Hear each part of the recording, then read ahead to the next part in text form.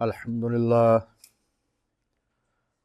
لله نحمده ونستعينه ونستغفره ونؤمن به ونتوكل عليه ونعوذ بالله من شرور أنفسنا ومن سيئات أعمالنا من يهده الله فلا مضل له ومن يضلله فلا هادي له وأشهد أن لا إله إلا الله وحده لا شريك له وأشهد أن محمدا عبده ورسوله صلى الله عليه وآله وسلم. أعوذ بالله من الشيطان الرجيم. بسم الله الرحمن الرحيم. إن هذا لهو القصص الحق وما من إله إلا الله وإن الله لهو العزيز الحكيم. أما بعد فإن خير الحديث كتاب الله وخير الهدي هدي محمد صلى الله عليه وآله وسلم وشر الأمور محدثاتها وكل محدثة بدعة وكل بدعة ضلالة وكل ضلالة في النار. سورہ آل عمران اس کی 61 نمبر آیت کا بیان پچھلی دفعہ ہوا تھا. آج انشاءاللہ 62 سے آگے بات چلے گی. اللہ پاک نے فرمایا یہ تمام بیانات صحیح ہیں. ان ھذا لہو القصص الحق، یہ قصہ بالکل حق. کون سا؟ جو جتنی بات پیچھے گزری ہے. سیدنا عیسیٰ علیہ السلام اللہ کے بندے تھے، اللہ کی قدرت سے پیدا ہوئے، اور ان کی مثال سیدنا آدم علیہ السلام کی ہے کہ جس طرح سیدنا آدم کو اللہ نے بن ماں باپ پیدا کیا تھا، ان کو بن باپ پیدا کر دیا، یعنی اس سے بھی آسان ہے یہ. تو اللہ کے لیے تو ہر چیز ہی آسان ہے. اس کے بعد آخری بات تھی یہ مباہلہ والی جو آیت ہے، آیت مباہلہ 61 نمبر آیت سورہ آل عمران کی، اس پر بات ہوئی تھی.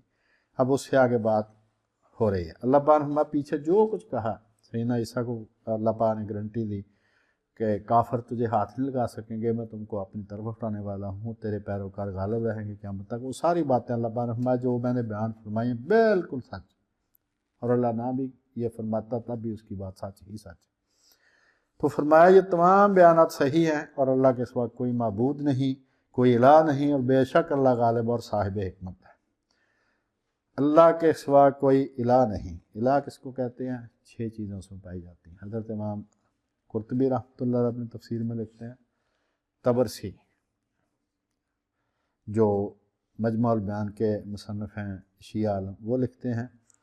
حضرت امام حسن عسکری سے منسوب جو تفسیر ہے اس میں بھی ہے ایک جگہ کہ الہ جو ہے اس میں 6 معنی پائے جاتے ہیں. زیادہ تفصیل سے لکھا ہے حضرت امام قرطبی نے بسم اللہ الرحمن الرحیم کی تفسیر میں، اور دوسروں نے لکھا ہے قل ھو اللہ کی تفسیر میں.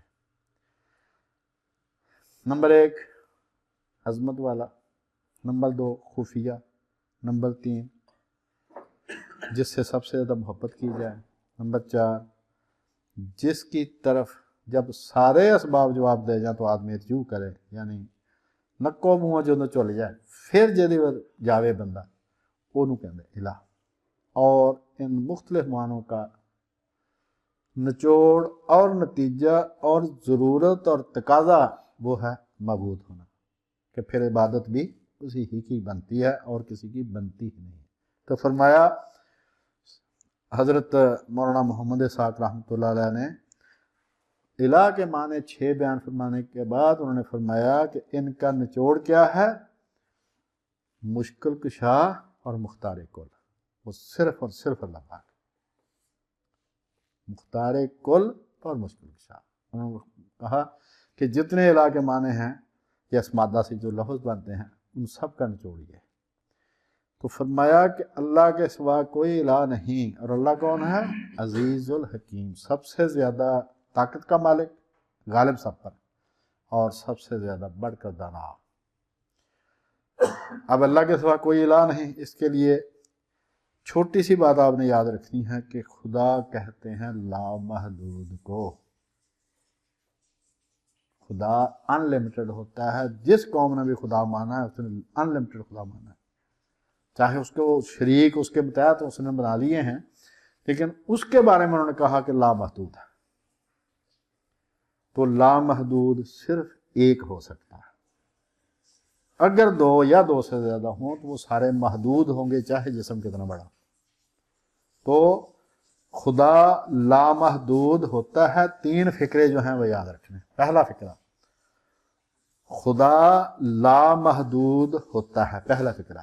یہ منطق ہے جس کو کہتے ہیں نا مقدمات اور دعویٰ اور دلیل اور نتیجہ، وہ ہے یہ پہلا فکرہ، خدا لامحدود ہوتا ہے۔ دوسرا فکرہ، لامحدود صرف ایک ہو سکتا ہے۔ تیسرا نتیجہ گیا کہ خدا صرف ایک ہے۔ یہ آپ نے ذہن میں رکھنا کہ اللہ پاک نے جو فرمایا کہ اللہ کے سوا کوئی الہ نہیں، بے شک اس کی بات عقل کے مطابق بھی بالکل سچ ہے، اس نے جو فرمایا وہ بالکل حق۔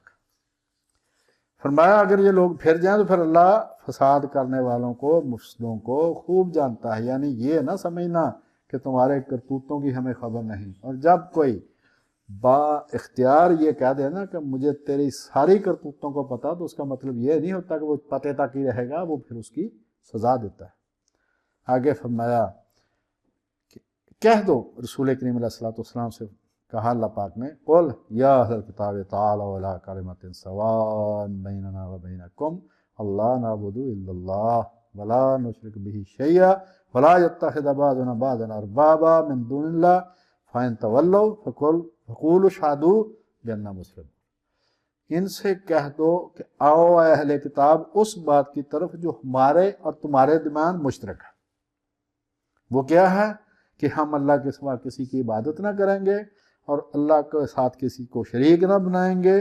تو جو اس کے علاوہ اللہ کے سوا کسی کو ہم فریاد رس نہیں بنائیں گے، نہ کسی کو کارسا سمجھیں گے، اور جو بات نہ مانے تو اس سے کہہ دو کہ بھئی ہم تو مسلمان ہیں بس، یعنی ہم تو اللہ کی بات مانتے ہیں، آپ نے نہیں مانی نہ مانو۔ اب یہ کہاں پہ لکھا ہوا ہے کہ اہل کتاب اور ہمارے درمیان یہ بات مشترک ہے؟ وہی لکھا ہوا ہے حضرت موسیٰ علیہ السلام نے یہودیوں کو جو کلمہ سکھایا، وہ کلمہ کیا ہے؟ سن ہے اسرائیل، اس کو کہتے ہیں سما، عربی میں کہتے ہیں سما، سن، عبرانی میں اس کو کہتے ہیں شما، شیما۔ وہ یہ جو آپ ان کی اذان سمجھتے ہیں نا، یہ اصل میں وہ کلمہ شما پڑھ رہے ہوتے ہیں، کیونکہ اس کا پابندی ہے ان پر کہ صبح شام وہ پڑھیں۔ یہ کلمہ جو ہے کیا ہے؟ اسرائیل سے مراد یہاں پر بنی اسرائیل ہے، یعنی اسرائیل کی اولاد۔ سیدنا یعقوب علیہ السلام کا لقب اسرائیل تھا، ان کی اولاد کو بنی اسرائیل کہتے ہیں، تو بعض دفعہ اولاد کو بھی اسرائیل کہہ دیتے ہیں۔ تو فرمایا سن، یہودیوں کا کلمہ یہ ہے، سن اے اسرائیل، خداوند تیرا خدا ایک ہی خداوند ہے، ایک ہی خداوند ہے۔ اب جناب یہ تو تھی سیدنا موسیٰ علیہ السلام کی تعلیم یہودیوں میں۔ اب سیدنا عیسیٰ علیہ السلام جب تشریف لائے تو ان سے ایک یہودی نے پوچھا کہ استاد شرع کا سب سے پہلا حکم کون سا ہے؟ تو ہمیں سب سے پہلا حکم یہ ہے کہ سن اے اسرائیل، خداوند تیرا خدا ایک ہی خداوند۔ ہندو حضرات سب سے پرانا مذہب، جو مرضی وہ 3 خدا بنائے یا 33 کروڑ دیوتا بنائے، جو مرضی بنائے، برہم ایک ہی ہے۔ جو برہم ہے وہ ایک ہی ہے، برہما ہوگا، شیوا ہوگا، وہ وشنو ہوگا، سارے متحد ہیں سارے۔ اصل جو ہے برہم وہ ایک ہی ہے، وحدہ لا شریک، جس کی نہ کوئی تصویر ہے، نہ کوئی بت ہے، نہ اس کا کوئی ماں ہے، نہ باپ ہے، نہ کوئی اس کی اولاد ہے۔ اور برہما کو تخلیق کرنے کے بعد وہ سچ کے جہان میں واپس چلا گیا، ریٹائر ہو چکا ہے، اب دنیا کے کاروبار میں دخل نہیں دیتا، لیکن ہے وہ وحدہ لا شریک، اس جیسا کوئی بھی نہیں۔ اور یہ جو جس کا گیتا کا ترجمہ کرنے والے ہیں، رام لال، شاید اس کا نام میرے ذہن سے نکل گیا، اس نے بھی جو کلمہ لکھا ہے اپنا وہ یہی ہے۔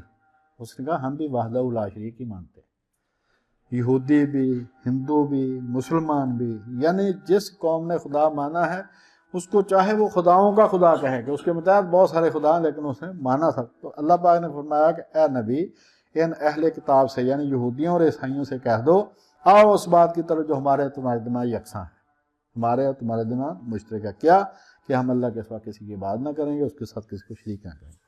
آگے آ گیا جناب، اے اہل کتاب، یہ 65 نمبر آیت ہے سورہ آل عمران کی۔ اے اہل کتاب، تم ابراہیم کے بارے میں کیوں جھگڑتے ہو، حالانکہ تورات اور انجیل تو ان کے بعد اتری ہیں؟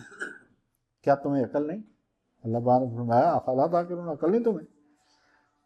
یہودی کہتے ہیں کہ حضرت ابراہیم یہودی تھے، عیسائی کہتے ہیں وہ عیسائی تھے، اللہ پاک کہتا تمہیں عقل نہیں؟ یہ تو بعد میں اتری ہیں۔ دیکھو ایسی بات میں تم نے جھگڑا کیا جس کا تمہیں علم ہی نہیں تھی، ذرا بھی علم نہیں تھا۔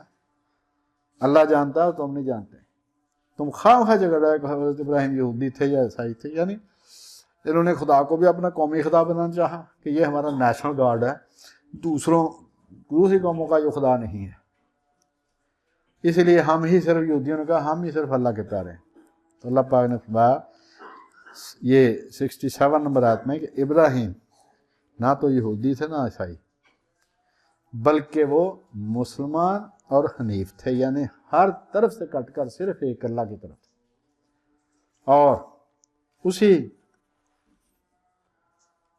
کے فرما بردار تھے، یعنی اللہ کے ہی وہ مسلمان تھے، اللہ کے ہی تابع دار تھے، اور حنیف تھے، یعنی صرف اس کی طرف وہ رجوع کرنے والے تھے، اسی کے فرما بردار تھے، اور مشرکوں میں سے نہیں تھے۔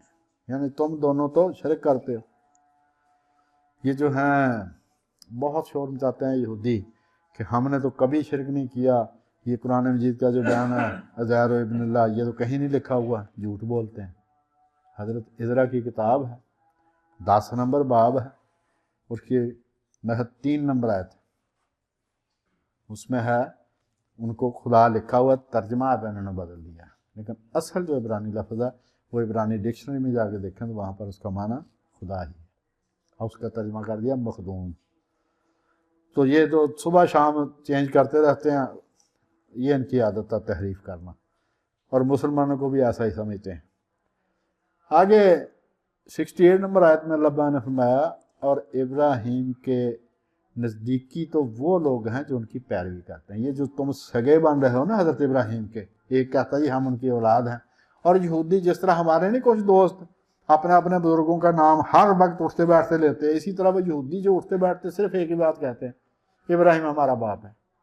وہ فرمایا باپ تو تھا، لیکن اس کے قریب صرف وہ ہوگا جو ان کی پیروی کرتا ہے، کس میں؟ توحید میں، خدا کے فرمان ماننے میں۔ اور ابراہیم کے قریب صرف وہ لوگ ہیں جو ان کی پیروی کرتے ہیں، اور کون ہیں وہ لوگ؟ یہ پیغمبر وحاظ النبی والذین آمنوا، رسول کریم علیہ الصلوۃ والسلام، اور جو لوگ ان کے ساتھ مان لائے، یہ ہیں حضرت ابراہیم کے قریبی لوگ۔ اور اللہ ہی مومنوں کا ولی ہے، اللہ ہی مومنوں کا کارساز۔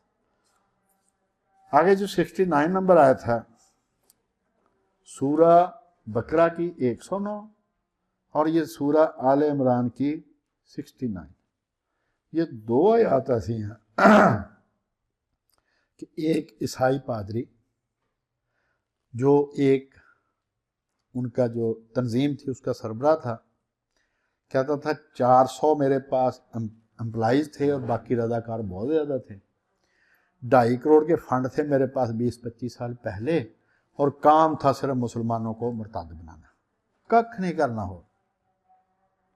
اور کہتا کہ یہ آپ ذہن سے نکال دیں کہ ہم مسلمانوں کو عیسائی بنانا چاہتے ہیں، عیسائی نہیں ہم بناتے، ان کو شک میں ڈالتے، اسلام چھڑا دیتے ہیں۔ کیونکہ میں نے کہا اس کے ساتھ ہماری ملاقات ہوئی اور ہم بیٹھے ہیں پوری رات، 30 اور 29 اکتوبر 2015 کی درمیانی رات ہم اکٹھے تھے فیصل آباد میں۔ تاریخ اس لیے یاد رہ گئی کہ اگلے دن بلدیاتی الیکشن تھے 30 اکتوبر 2015۔ تو پوری رات ہم بیٹھے، میں نے کاپی اپنے پاس رکھی تھی، جو باتیں میں بتاتا میں لکھتا جاتا تھا۔ میں نے اس سے پوچھا کہ کیوں؟ اس نے کہا 2 وجہ سے، یہ جو مسلمان ہیں نا جب بھی ہم میں آتے ہیں جو مرضی کر لیں توحید نہیں ان کے ذہن سے نکلتی، تو یہ ہمیں بھی خراب کرتے ہیں۔ ہم ان کو مسلمان نہیں کرتے، ہم ان کو مشکوک، مسلمانوں کی نظر میں مشکوک بنا کے دوغلا سا بنا کے ہم چھوڑ دیتے ہیں۔ 1 مہینہ بہت خاطرداری کرتے ہیں، اس کے بعد وہ سیڑھی نکال لیتے ہیں جو چھت پہ چڑھایا ہوا تھا، اب وہ حیران ہکا بکا دیکھتا، نہ وہ ادھر کا رہتا نہ وہ ادھر کا، یہ ہے ہمارا کام۔ تو وہ کہتا ہے کہ میں نے پوچھا کہ تم مسلمان کیسے ہوئے؟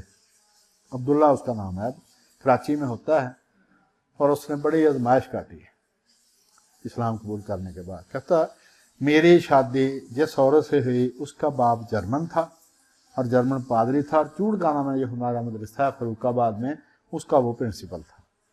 تو اسی نے مجھے یہ تنظیم کا سربراہ بنایا تھا اور فنڈ وغیرہ لے کے دیے تھے. 2.5 کروڑ 20-25 سال پہلے. کام تھا کہ مسلمانوں کو صرف مرتد کرنا.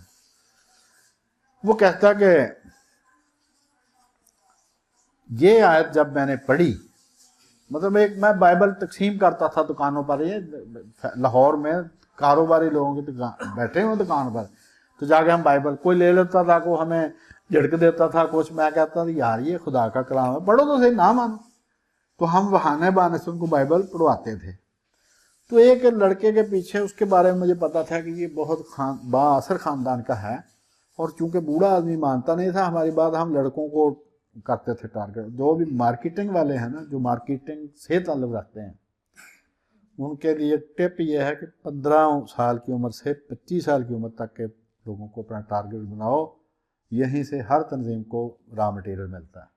25 سال کے اوپر والا تھوڑا عقل کی بات کے سوچنا شروع کر دیتا ہے، 15 سال سے نیچے والے کو پرواہ نہیں ہوتی کیا ہو رہا دنیا. تو جتنے بھی مارکیٹنگ والے ہیں وہ سارے 15 سے 25 سال کو ٹارگٹ کرتے ہیں. تو وہ نوجوان تھا، بڑے بااثر خاندان سے تھا، تو میں 1 سال اس کے پیچھے لگا رہا. بائبل دی، ہر دفعہ جا کے پوچھنا پڑھی نہیں پڑھی. ایک دن اس نے کہا یار تم بھی تو ہمارا قرآن پڑھ کے دیکھو ذرا، ہمیں تو بائبل تو پڑھاتے ہو.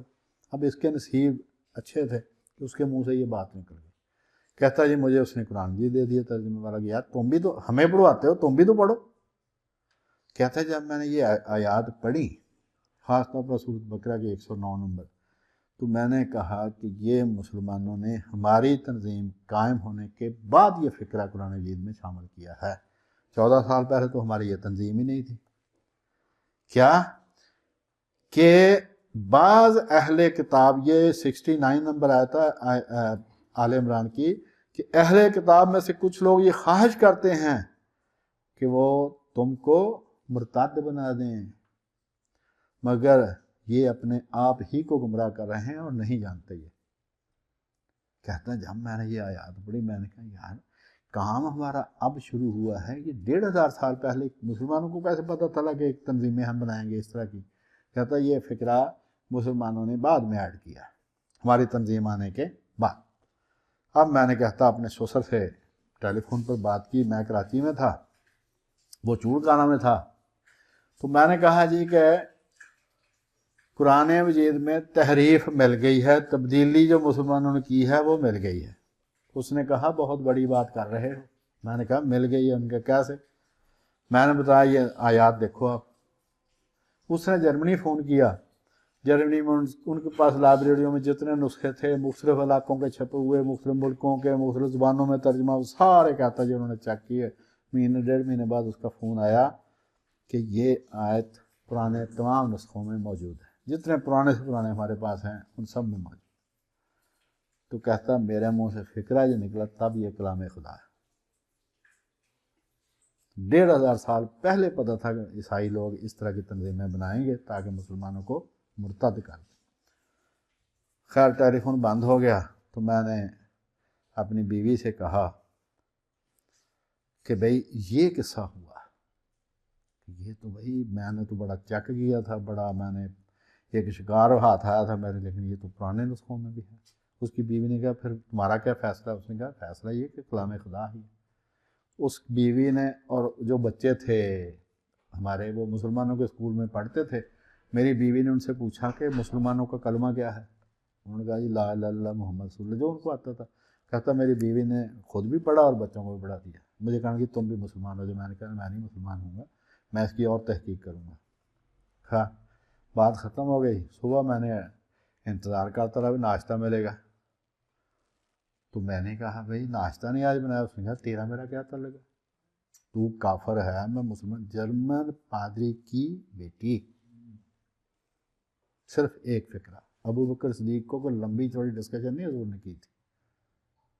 ابو جہل سے بہت ڈسکشن ہوئی تھی ڈیٹیل، وہ نہیں مان لایا. انہوں نے سنا ہے مان لے، جس کے نصیب اچھا.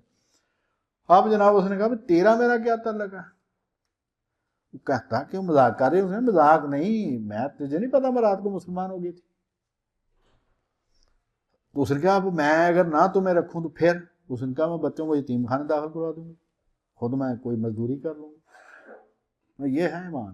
جادوگر جو تھے، جو فرعون نے بلائے تھے، ایک لمحے میں ان کا ایمان کہاں سے کہاں پہنچ گیا تھا۔ یہ ہے ایمان۔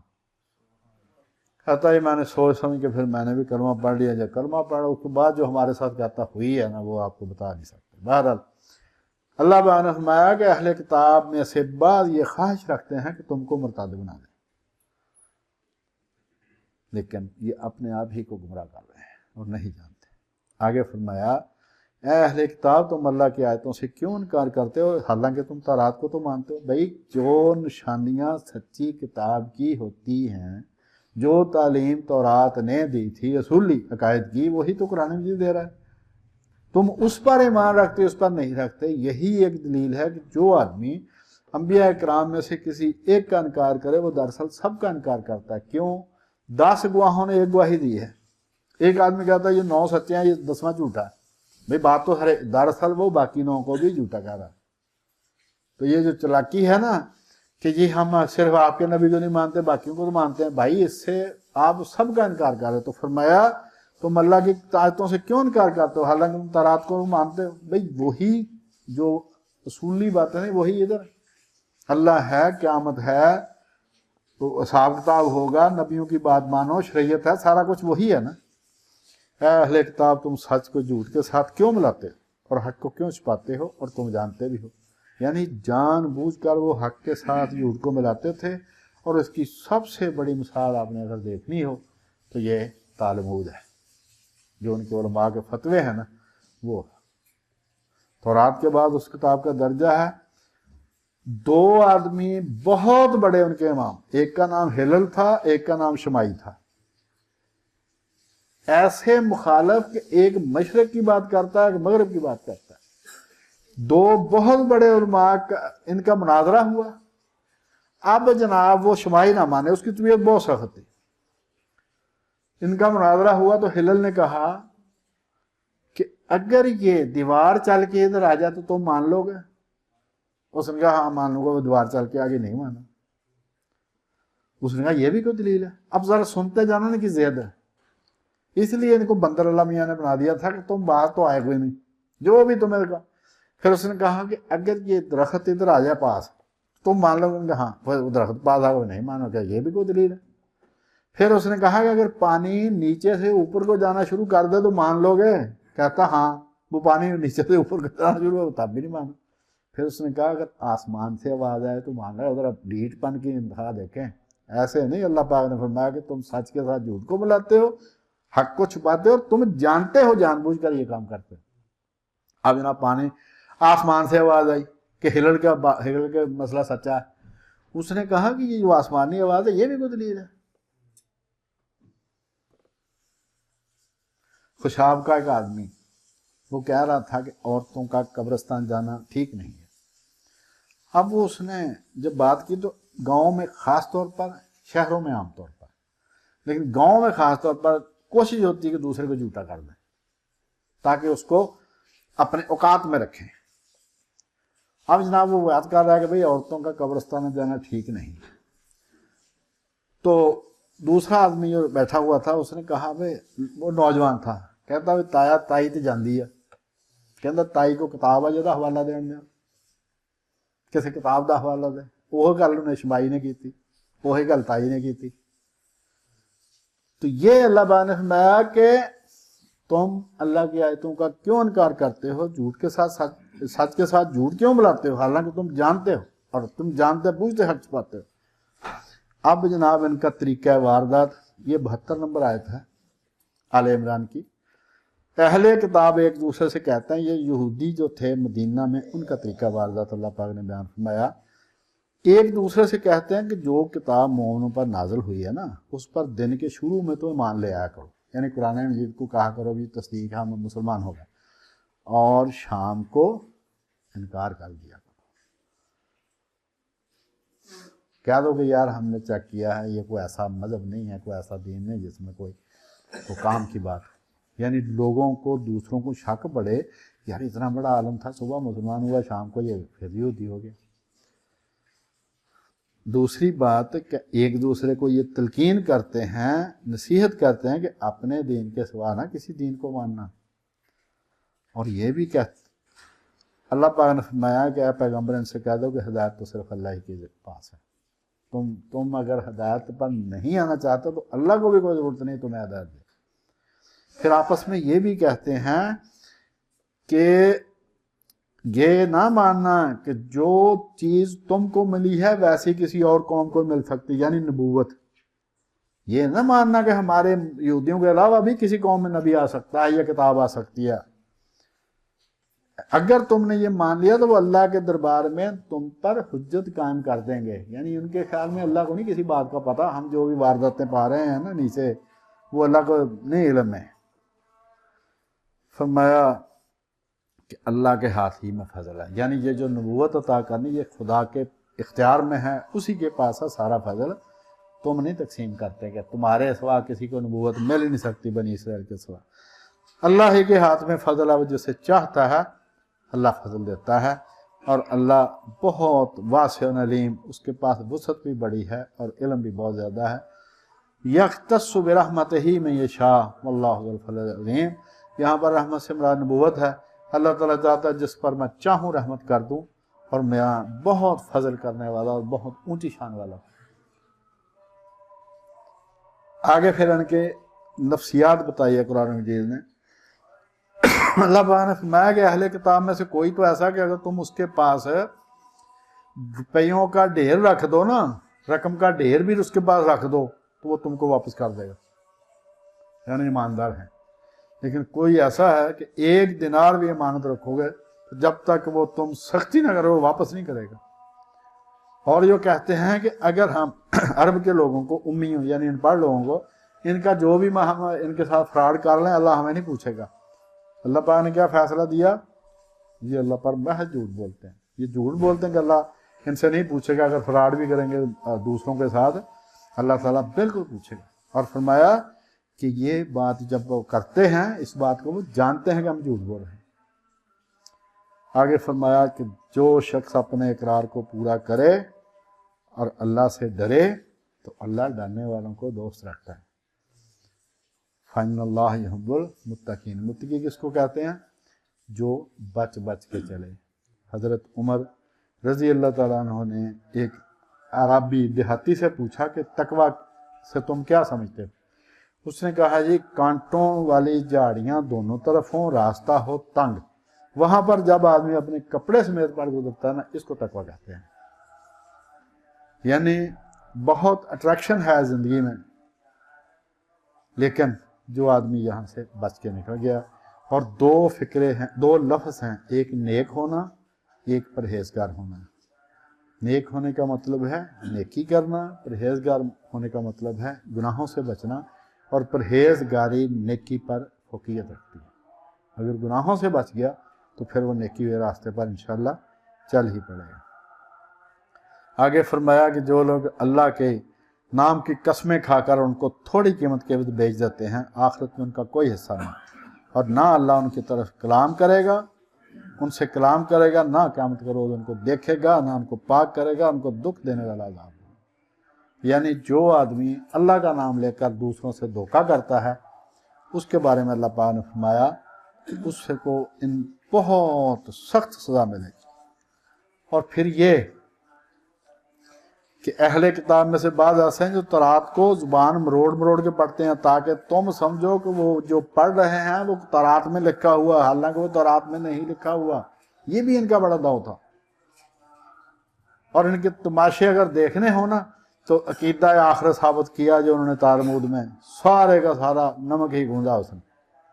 تو فرمایا کہ یہ زبان مروڑ مروڑ کے اس طرح لفظ پڑھیں گے کہ تم سمجھو گے کتاب پڑھ رہے ہیں، یعنی تورات پڑھ رہے ہیں، حالانکہ وہ تورات میں نہیں ہے۔ کہتے ہیں کہ یہ اللہ کی طرف سے ہے، حالانکہ وہ اللہ کی طرف سے نہیں ہے۔ یہ اللہ پر جھوٹ بولتے ہیں اور یہ جانتے ہیں کہ ہم جھوٹ بول رہے ہیں۔ یہ ہے 78 نمبر آیت۔ انشاءاللہ ایک اور آیت ہے، اس کو بھی انشاءاللہ پڑھ ہی لیتے ہیں، پھر رکوع پورا ہو جائے گا۔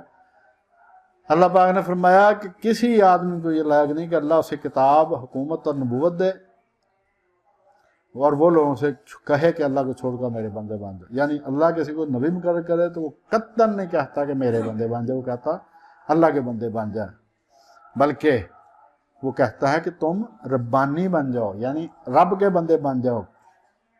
اور اس کو یہ بھی نہیں کہنا چاہیے کہ تم فرشتوں اور پیغمبروں کو اللہ بنا لو، یعنی فرشتوں اور پیغمبروں کو خدا بنانا بھی نبی کا کبھی تعلیم نہیں ہو سکتی. جہاں پر یہ چوٹ ہے ان سب پر کہ تم نے جو اپنی کتابوں میں لکھا کہ حضرت عیسیٰ خدا تھے، روح القدس فرشتہ خدا ہے، تو فرمایا کہ نبی نے نہیں کبھی ایسی بات کہی کہ اللہ کے علاوہ فرشتوں اور یہ پیغمبروں کو تم خدا بنا لو.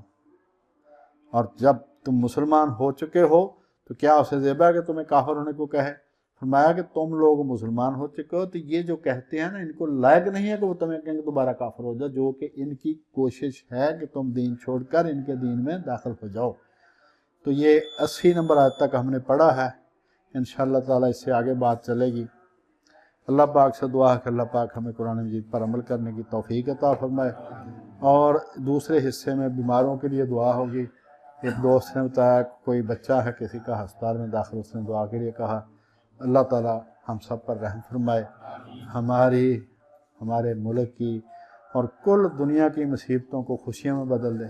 اللہ پاک امن اور خوشحالی عطا فرمائے، اور مسلمان جہاں جہاں مصیبت میں ان کی مصیبتوں کو اللہ پاک خوشیوں میں بدل دے، چاہے وہ فلسطین ہو چاہے وہ دوسرا کوئی. وما لنا الا باللہ.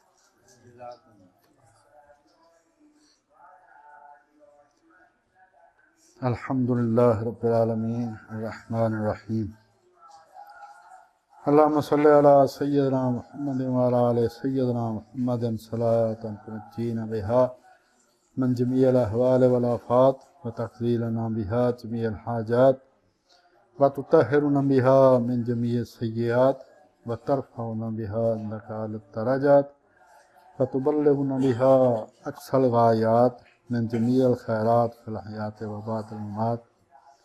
اذهب الباس رب الناس واشف انت الشافی لا شفاء الا شفاؤک شفاء لا یغادر سقما. سبحان ربک رب العزت عما یصفون وسلام علی المرسلین والحمد للہ.